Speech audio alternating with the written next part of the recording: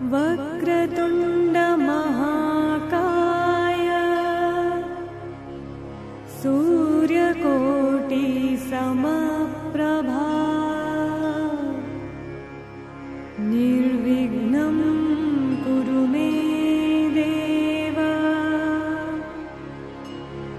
सर्वकार्येषु सर्वदा।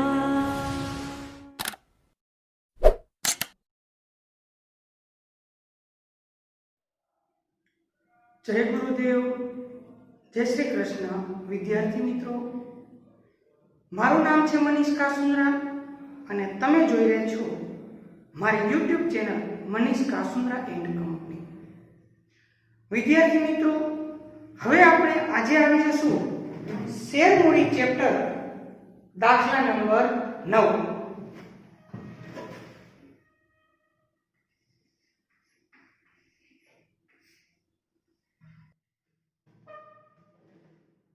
ચાલો હવે આપણે દાખલા નંબર 9 ની રકમ વાંચીશું। જૂનાગઢની નાણાવટી લિમિટેડે શું નામ કીધું? જૂનાગઢની નાણાવટી લિમિટેડે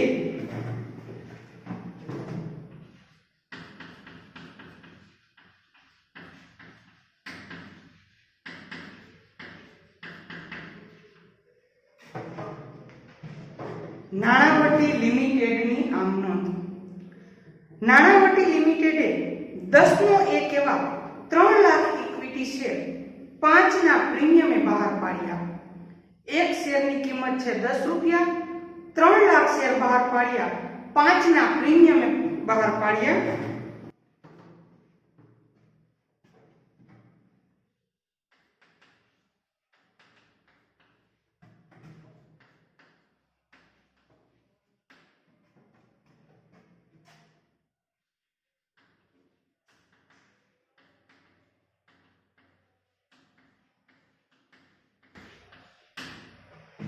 તમે જોઈ શકો છો 3 લાખ શેર બહાર પાડ્યા છે।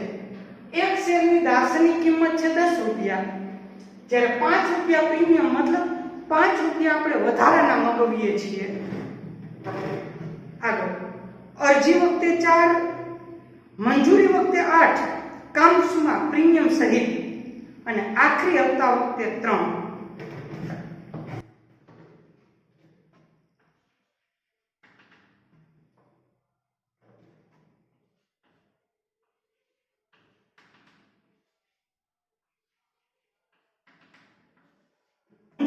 અરજી વખતે 4, મંજૂરી વખતે 8, આમાં પ્રીમિયમ આવી ગયું તો પ્રીમિયમ કેટલું છે?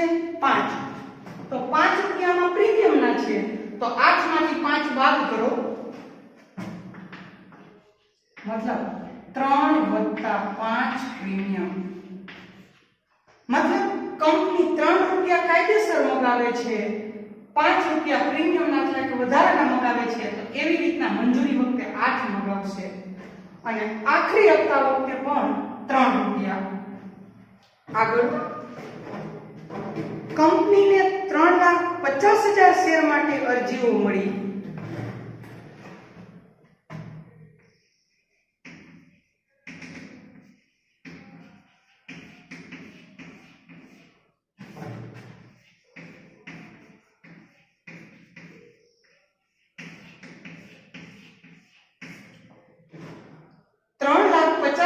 શેર ઉપર અરજી મળી, બહાર કેટલા પાડ્યા છે?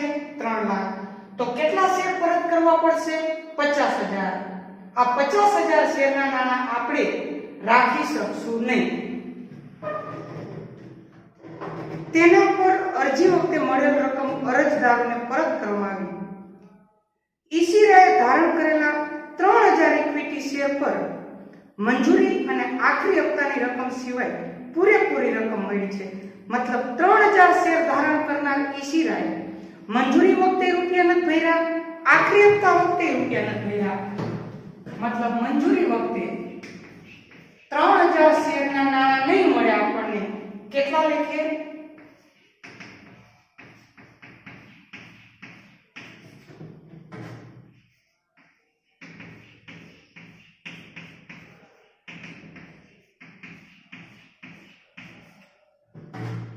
મતલબ મંજૂરી વખતે જ્યારે આપણે મંગાવશું ત્યારે 3000 શેરના 8 રૂપિયા લેખે 24000 રૂપિયા નહીં મળે, અને આખરી હપ્તાના મંગાવશું ત્યારે 3000 શેર ઉપર 3 રૂપિયા લેખે એટલે કે 9000 રૂપિયા આપણને મળશે નહીં.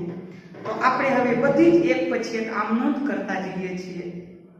પહેલી આમનોંધ, ઇક્વિટી શેર અરજીના નાણાં મળે ત્યારે તેની આમનોંધ પહેલા કરશું. ઇક્વિટી શેર અરજીના નાણાં મળે તેની કેટલા શેર ઉપર રૂપિયા મળશે? 3,50,000 ઉપર. કેટલા રૂપિયા મળશે? 4. તો 3,50,000 ગુણ્યા 4 કરશું. 3,50,000 ગુણ્યા 4 કરશું એટલે આવશે 14 લાખ રૂપિયા. એની આમનોંધ કરશું.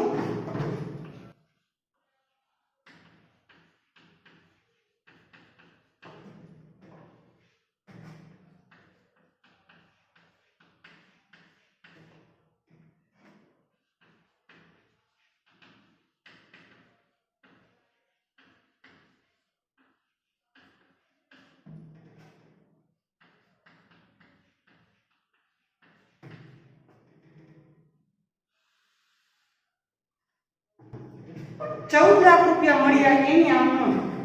બેંક ખાતે ઉધાર 14 લાખ, તે ઇક્વિટી શેર અરજી ખાતે જમા 14 લાખ. શેર મૂડીના તમામ દાખલામાં બાબત જે લખવી ફરજિયાત છે, પરંતુ જગ્યાના અભાવે અત્યારે બાબત જે નથી લખતા, આની બાબત જે આમ થશે: ઇક્વિટી શેર અરજીના નાણાં મળ્યા.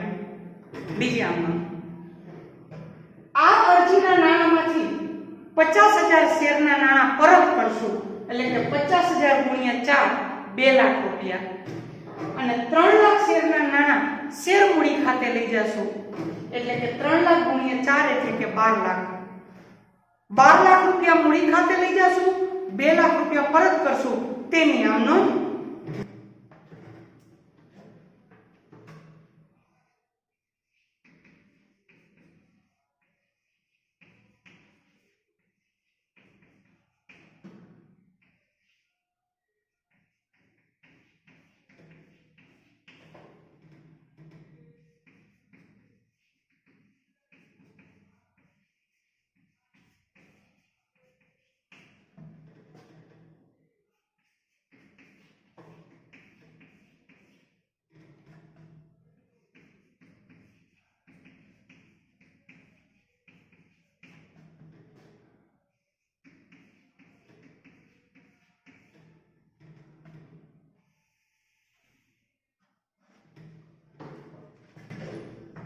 તો હવે તમે જોઈ શકો છો, પહેલી આમનોંધમાં ઇક્વિટી શેર અરજી ખાતે જમા કર્યા હતા 14 લાખ, એટલે બીજી આમનોંધમાં ઇક્વિટી શેર અરજી ખાતે ઉધાર કરશું 14 લાખ. એમાંથી 3 લાખ ગુણ્યા 4 એટલે કે 12 લાખ રૂપિયા લઈ જશું મૂડી ખાતે, તે ઇક્વિટી શેર મૂડી ખાતે જમા 12 લાખ. 50,000 શેર પરત કરશું, 50,000 ગુણ્યા 4 એટલે કે 2 લાખ, તે બેંક ખાતે જમા 2 લાખ. તો આ રીતના અરજીના નાણાં મૂડી ખાતે લઈ જવાની આમનોંધ થાય છે. ત્યાર પછી મંજૂરીના નાણાં કેટલા મંગાવશું? 8 રૂપિયા. કેટલા શેર ઉપર? 3 લાખ ઉપર. પણ 8 મંગાવશું, 3 કાયદેસર, એટલે કે 3 લાખ ગુણ્યા 3 એટલે કે 9 લાખ કાયદેસર મંગાવશું. 5 રૂપિયા વધારાના મંગાવશું, મતલબ 3 લાખ ગુણ્યા 5 એટલે કે 15 લાખ. 9 લાખ રૂપિયા કાયદેસર મંગાવશું, 15 લાખ વધારાના મંગાવશું, તો બેથી ટોટલ કેટલા મંગાવશું? 24 લાખ. તેની આમનોંધ.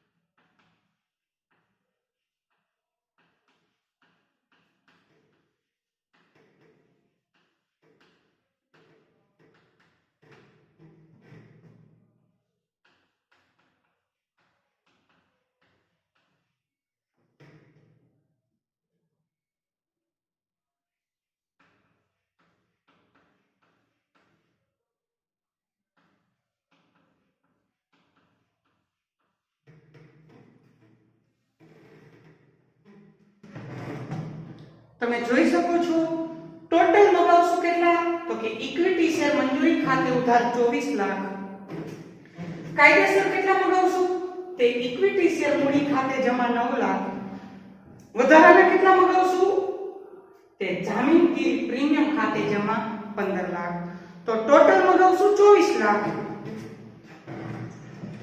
એમાંથી 24,000 રૂપિયા આપણને મળશે નહીં। 24 લાખ મગાવશું, 24,000 મળશે નહીં, તો 24 લાખમાંથી 24,000 કરવાના બાદ એટલે મળશે 23,76,000 તેની આમ નોંધ।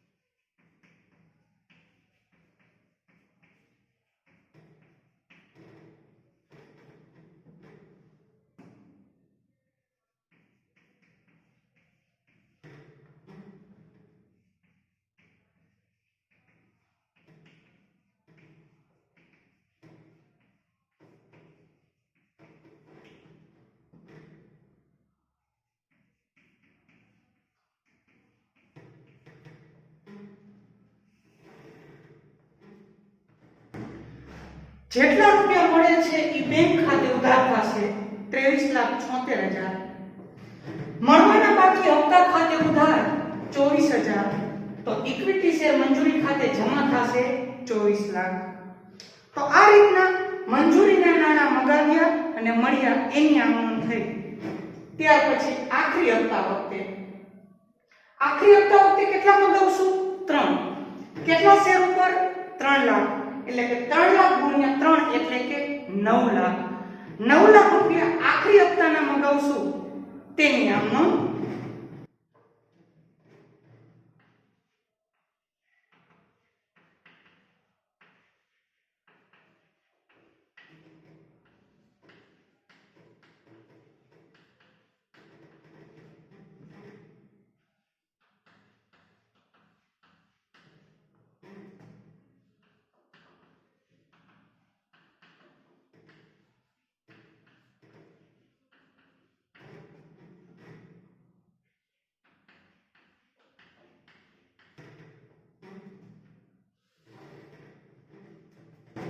તમે જોઈ શકો છો વિદ્યાર્થી મિત્રો, ઇક્વિટી શેર આખરી હપ્તાના કેટલા મગાવ્યા 9 લાખ, તે ઇક્વિટી શેર મૂડી ખાતે જમા કેટલા કર્યા 9 લાખ।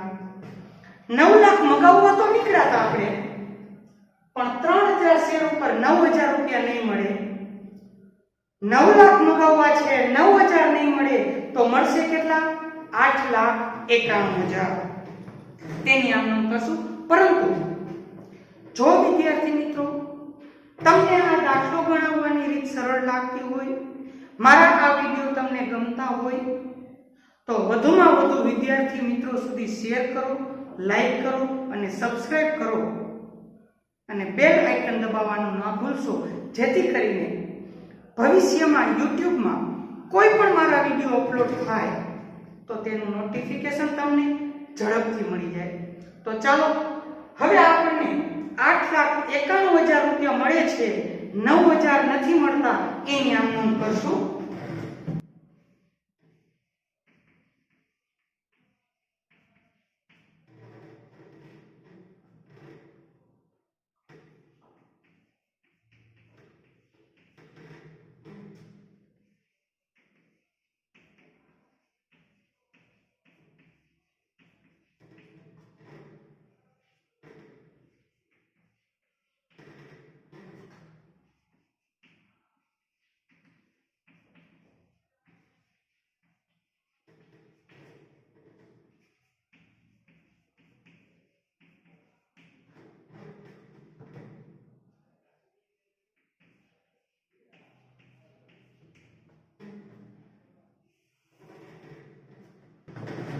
તો તમે જોઈ શકો છો વિદ્યાર્થી મિત્રો, કેટલા રૂપિયા મળે છે તો કે બેંક ખાતે ઉધાર 8,91,000, કેટલા નથી મળતા તો કે મળવાના બાકી હપ્તા ખાતે ઉધાર 9,000, તે ઇક્વિટી શેર આખરી હપ્તા ખાતું બંધ કરશું 9 લાખ રૂપિયા. તો અહીંયા અરજીની 2 આમનોંધ, મંજૂરીની 2 આમનોંધ અને આખરી હપ્તાની 2 આમનોંધ આપણે કરી પૂર્ણ. હવે અરજી અને મંજૂરી આ બધી જ આમનોંધનો અહીંયા કરશું આપણે સરવાળો.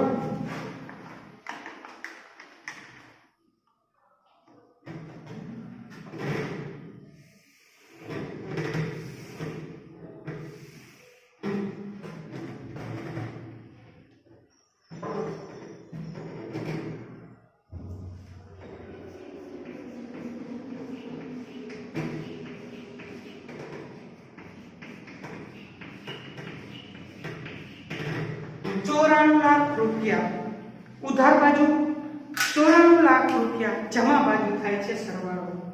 તો અહીંયા દાખલા નંબર 9 શેર મૂડી ચેપ્ટર થાય છે પૂર્ણ.